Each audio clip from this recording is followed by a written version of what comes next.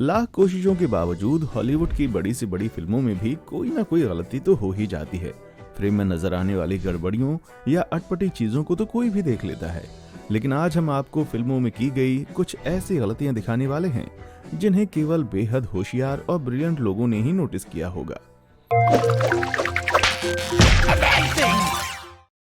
Wonder woman साल 2017 में release हुई डीसी की वंडर वुमन फ्रेंचाइजी की पहली फिल्म बॉक्स ऑफिस पर बहुत ही बड़ी जबरदस्त हिट साबित हुई।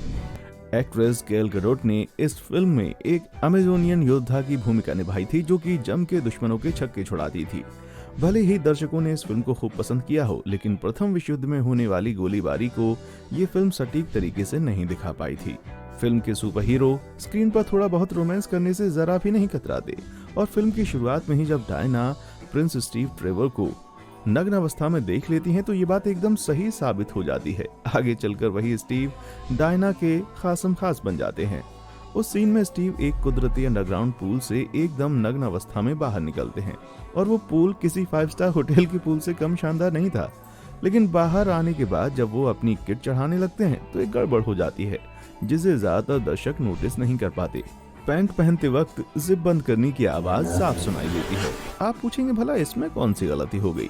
बात असल में ये है कि 1920 के दशक के मध्य तक ट्राउजर्स में जिपर का इस्तेमाल ही नहीं किया जाता था, और अगर जिपर का इस्तेमाल किया भी जाता था तो वो स्टीव की पैंट में तो जरूर नहीं रही होगी, क्योंकि मिलिट्री यूनिफॉर्म में जिपर का इस्तेमाल सबसे पहले अमेरिकी सेना द्वारा शुरू किया गया था।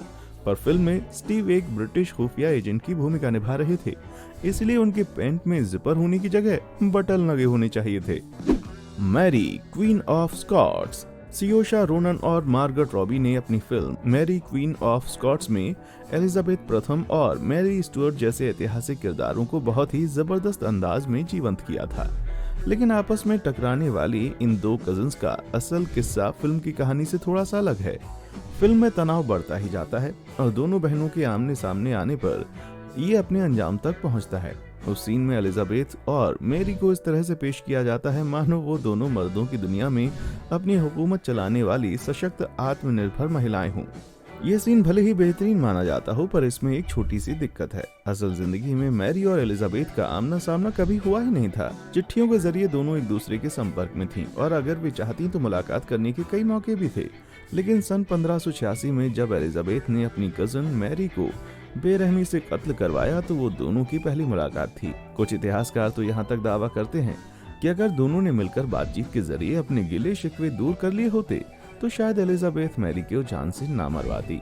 फिल्म में मैरी को गहरी स्कॉटिश एक्सेंट में बात करते दिखाया गया था क्योंकि वो क्वीन ऑफ स्कॉट्स थीं, पर असल में वे फ्रेंच एक्सेंट में बात करती थीं क्योंकि उनकी जिंदगी के पहले 18 साल तो फ्रांस में गुजरे थे। ऐसा तो हो ही नहीं सकता कि 18 साल की उम्र में पहली बार स्कॉटलैंड की धरती पर कदम रखने पर वे खुद ब खुद ही स्कॉटिश एक्सेंट में बोलने लग गई होंगी। खैर जो भी हो, इतिहास की दो सबसे पेचीदा औरतों के किरदार के साथ न्याय कर पाने के लिए रोनन और रॉबी की दाद तो देनी पड़ेगी। Spiderman Homecoming. माना कि मार्वल कॉमिक्स की फिल्मी दुनिया पूरी तरह से कल्पना पर आधारित है, लेकिन इसका ये मतलब तो नहीं है कि स्टेटन आइलैंड फेरी के 2 टुकड़े होते हुए दिखाने वाले सीन में फिजिक्स के कुदरती नियमों का जरा भी पालन न किया जाए। स्पाइडरमैन होमकमिंग के सीन में चित्तौरी अपने अत्याधुनिक हथियारों से शिप को बीचों बीच से चीर देता है, जिसके बाद शिप आगे बढ़ना बंद कर देती है और उसके निचले भाग में पानी भरने लगता है। शुक्र है इन वक्त पर स्पाइडरमैन वहां पहुंचकर अपने जालों से दोनों टुकड़ों को बांध कर रखता है, जब तक कि आयरन मैन दोनों टुकड़ों को वेल्डिंग करके फिर से आपस में जोड़ नहीं देता। फिजिक्स के जानकारों ने इस पर विचार किया, अगर इस सीन सचमुच की कोई घटना होती तो क्या होता, और पाया कि मूवी में दिखाया जाने वाला शिप के 2 टुकड़ों को आपस में जोड़ने का तरीका वैज्ञानिक दृष्टिकोण से एकदम बेतुका माना जाएगा। पहली बात तो ये कि मोमेंटम के चलते शिप 2 टुकड़े होने के बाद अचानक से रुकने के बजाय कुछ देर तक आगे बढ़ती रहेगी और शिप के 2 में से किसी एक हिस्से में इंजन तो रहा ही होगा जो उसे आगे की तरफ धकेलता रहेगा। और तो और टोनी स्टार्क ने तो सारे के सारे पानी को शिप के अंदर ही सील कर दिया और एक्स्ट्रा वेल्डिंग मेटल की वजह से उसका वजन भी अच्छा खासा बढ़ गया होगा। यानी कुल मोटी मोटी बात यह है कि अगर दोनों हीरोज ने समय रहते शिप के 2 टुकड़ों को जोड़ भी दिया तो यात्रियों की जान बचा पाना मुश्किल रहेगा, क्योंकि उससे पहले ही शिप डूब जाएगी। तो ध्यान रहे, ऐसी किसी दुर्घटना में मदद के लिए इन दोनों को तो कभी मत बुलाना भाई। The fate of the furious. ऐसा हो ही नहीं सकता कि फिल्मों में फिजिक्स की ऐसी की तैसी करने की बात चले और फास्ट एंड फ्यूरियस फ्रेंचाइजी का नाम ना आए।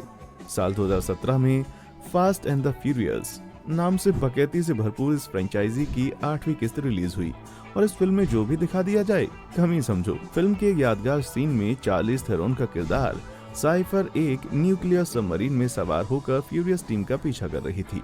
सबमरीन जमी हुई बर्फ को आराम से चीरते हुए तेज रफ्तार से उनका पीछा कर रही थी। सीन देखने में तो बड़ा ही जबरदस्त लगता है, लेकिन जानकार लोगों का जरूर ध्यान गया होगा कि वो अकूला क्लास की एक सबमरीन थी जिसकी टॉप स्पीड केवल 25 से 35 नॉट्स या 32 से 40 मील प्रति घंटा ही होती है।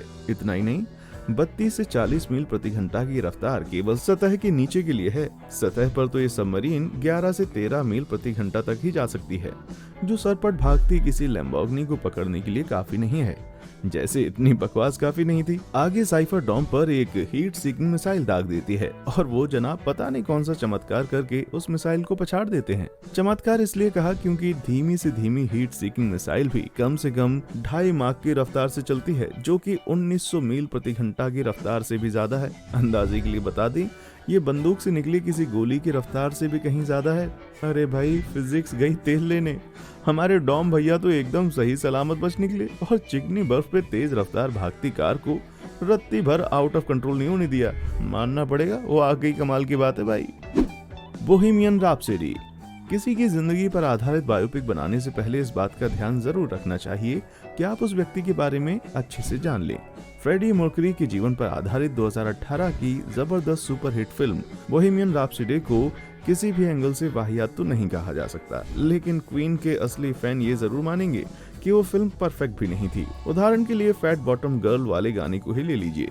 मूवी में दिखाया गया है कि बैंड ने इस गाने को 1974 में अपने पहले अमेरिकी टूर के दौरान परफॉर्म किया था, लेकिन असलियत में ये गाना पूरे 4 साल बाद अक्टूबर 1978 में रिलीज हुआ था। यानी बोहेमियन रैप्सोडी रिकॉर्ड किए जाने की काफी बाद। आपको ये भी याद होगा कि फिल्म में अपने मशहूर लाइव एंड परफॉर्मेंस से ठीक पहले सन 1985 में बैंड बिखर गया था, लेकिन ये सच से कोसों दूर है। ये बात सच है कि बैंड मेंबर्स ने कुछ दूसरे प्रोजेक्ट्स पे फोकस करने के लिए 1983 में कुछ समय के लिए ब्रेक लिया था, लेकिन बैंड आधिकारिक तौर पर कभी नहीं टूटा। बैंड ने अपनी 11वीं एल्बम द वर्क्स की रिकॉर्डिंग भी इसी दौरान की थी। वेम्बली स्टेडियम में एक परफॉर्मेंस के दौरान जब मर्क्यूरी से बैंड के अलग होने की अफवाहों के बारे में पूछा गया तो उन्होंने जवाब दिया, The rumors are that we're going to split up. What do you think? They're talking from here. अब इसके बाद तो ये बात एकदम साफ हो जानी चाहिए कि मूवी में कितना सच था और कितना नहीं। Django unchanged. क्वेंटिन टैरेंटिनो दुनिया के सबसे जाने माने और रिस्पेक्टेड फिल्म निर्माता हैं, लेकिन इसका ये मतलब नहीं है कि उनकी फिल्मों में कभी गलतियां नहीं होती। इतिहास को एक नए अंदाज में पेश करने वाली वेस्टर्न ब्लॉकबस्टर जेंगो अनचेंज्ड एक गुलाम की कहानी है जो आजाद होने के बाद नस्ल भेद करने वालों के खिलाफ हिंसा करता है।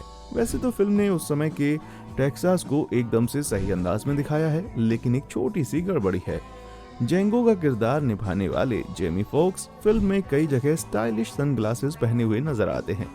जाहिर है इतनी गर्मी में कोई भी धूप के चश्मे पहनेगा, लेकिन उस जमाने में इतने काम की चीज जेंगो के हाथ लग पाना लगभग नामुमकिन था, क्योंकि भले ही चाइना वाले 12वीं सदी से ही चश्मों का इस्तेमाल करते आए हों, पर अमेरिका में चश्मों का चलन 1929 के बाद से ही आया, जब सैम फ्रोस्टर ने उन्हें बड़े पैमाने पर मैन्युफैक्चर करना शुरू किया।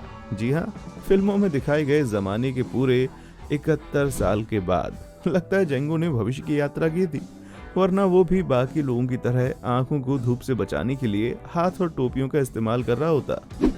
स्काईफॉल। जेम्स बॉन्ड मूवीज में बहुत सी असंभव चीजें दिखाई जाती हैं, लेकिन हाल ही के इंस्टॉलमेंट से कम इतनी तो उम्मीद की ही जा सकती है कि वे फैक्ट चेकिंग के लिए थोड़ा ज्यादा सीरियस होंगी, खासकर जब मामला साइंस से जुड़ा हुआ हो। स्पाई फिल्मों में साइनाइड का इस्तेमाल दशकों से किया जाता रहा है और न जाने कितने ही जासूस अपने नकली दांत में साइनाइड छुपा कर रखते हैं, जिससे वे बंधक बनाए जाने की स्थिति में चबाकर आत्महत्या कर सकें। वैसे ये सुसाइड पिल्स तो साइंस के हिसाब से ठीक है, क्योंकि साइनाइड खाने से वाकई में 2 से 5 मिनट के अंदर जान चली जाती है, लेकिन स्काईफॉल मूवी ने यहाँ कुछ ज्यादा ही गप दिखा दी। 2012 में रिलीज हुई इस फिल्म में शातिर खलनायक जेवियर बारडेम बताता है कि एक दफा उसने हाइड्रोजन साइनाइड की कैप्सूल चबा ली थी, जिससे उसकी जान तो नहीं गई पर उसके जबड़े जरूर गल गए और चेहरा हमेशा के लिए खराब हो गया। साइंस एक्सपर्ट डेबोरा ब्लम की माने तो ये दावा बड़ा ही बेसिर पैर वाला है, क्योंकि हाइड्रोजन साइनाइड चीजों को गलाने की ताकत रखने वाला कोई लिक्विड नहीं बल्कि एक गैस होता है। जब ये लिक्विड फॉर्म में होता है तो इसे प्रशिक एसिड या हाइड्रोसाइनिक एसिड कहते हैं। ये एसिडिटी स्केल में साइट्रिक एसिड से भी नीचे आता है। आसान भाषा में कहें तो लिक्विड साइनाइड नींबू के रस से भी कम एसिडिक होता है, जिससे चेहरा क्या कोई छिलका तक गलने का चांस नहीं है। मैं तो ये सोच रहा हूँ अगर किसी दिन बारडम ने एक गिलास कोक पी लिया तो फिर पता नहीं क्या होगा। इंडिपेंडेंस डे को एलियंस का हमला दिखाने वाली आज तक की सबसे मशहूर फिल्मों में से एक माना जाता है, लेकिन कंप्यूटर प्रोग्रामिंग की हल्की सी भी समझ रखने वाला कोई भी शख्स बता देगा कि फिल्म का नाटकीय क्लाइमैक्स खोरी बकवास से ज्यादा कुछ भी नहीं था। चलिए आपको याद दिलाते हैं उस सीन में क्या हुआ था। जेफ गोल्डब्लम के किरदार डेविड लिविंगस्टन के दिमाग में एक कंप्यूटर वायरस प्रोग्राम करने का आइडिया आता है, जिसे वो एलियन कंप्यूटर सिस्टम में अपलोड करके मात्र कुछ ही घंटों में एलियंस की मदरशिप या मुख्य पोत को तहस नहस कर देता है ना, एकदम सिंपल। जी नहीं, टेक्नोलॉजी क्रिटिक्स की माने तो मानव जाति को विनाश से बचाने का ये महाप्लान ना सिर्फ बेवकूफी भरा है बल्कि असंभव भी है, क्योंकि कोई भी कंप्यूटर वायरस किसी खास ऑपरेटिंग सिस्टम के लिए लिखा जाता है। मसलन विंडोज को प्रभावित करने वाले वायरस विंडोज पर ही लिखे जाते हैं, मैक को प्रभावित करने वाले वायरस मैक ओएस पर लिखे जाते हैं।